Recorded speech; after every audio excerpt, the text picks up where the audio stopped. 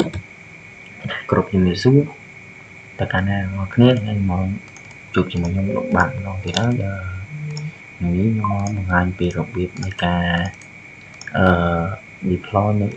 Windows Server នៅក្នុងកម្មវិធី VMware របស់យើងជាដំបូងអ្នកគ្នាត្រូវ download Windows Deploy Server ហ្នឹងសិនចឹងអ្នកគ្នាចូលទៅកាន់ Start ឬមួយ Google កន្លែងនេះមកអ្នកគ្នាចូលទៅកាន់ Server Manager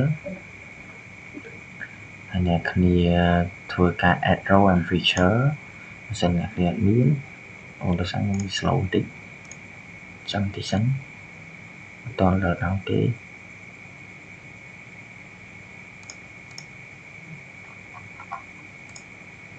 នេះអ្នកគ្នា click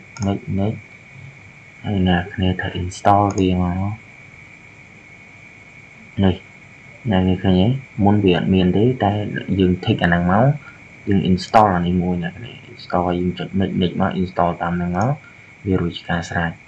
ហើយតបមកវាអត់មាននៅក្នុងនេះទេអញ្ចឹងអ្នកគ្នាបើកទៅលើ tool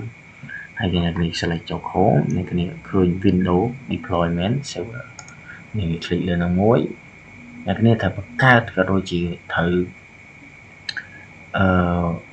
នេះវាគ្រប់វាអ្នកគ្នានេះអ្នកគ្នាចូលទៅកាន់ line domain មកអ្នកគ្នានេះហើយអ្នកគ្នាត្រូវបង្កើត line នេះមួយអានេះខ្ញុំសុំទុកចោលសិនដោយសារខ្ញុំកម្មមើលខ្ញុំកម្មមើលដល់ទៀតតានេះអញ្ចឹង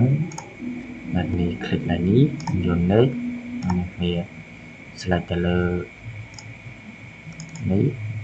ហើយអ្នកគ្នាយកទៅលើគេ install vim តទៅ install vim នឹងហើយអ្នកចុច next ហើយ line នេះអ្នកគ្នាត្រូវ select យក standard ក៏បានឬមួយក៏ standard cost ឲ្យលើគេនេះ next មកនេះ standard cost next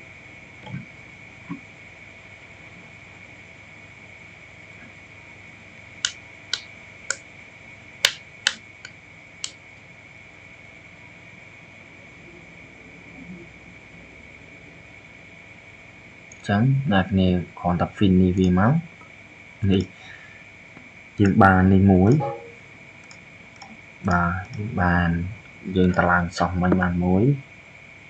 បញ្ជាក់អ្នកគ្នាពេលអ្នកគ្នាបង្កើតអានេះមកគឺវាត្រូវឲ្យ fix កន្លែងនេះមួយទៀតណាអ្នក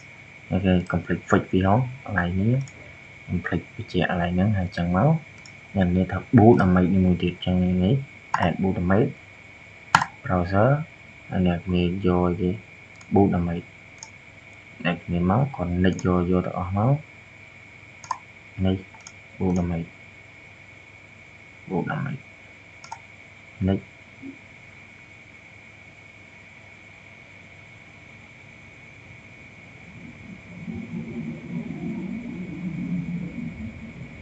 ចឹងអ្នកគ្នាគេ click OK ចឹងរួចជាការស្រេចចឹងWindows Deploy Server របស់យើងវាដំណើរការហើយតែដោយសារបងខ្ញុំclient ខ្ញុំវាមានបញ្ហាចឹងខ្ញុំអត់បាន boot វាមើលដោយសារវាអត់នេះតែបើយើង install ប៉ុណ្ណេះវាមកហើយវាខូចនេះវាថា cannot ដល់ពេលចឹងទៅអត់បានឧទាហរណ៍ boot វាមើលតែប៉ុណ្ណឹងដើរណាគ្នាដោយសារយើងបានធ្វើតាម step by step របស់វាហើយនេះចង់សុំបិទវិញ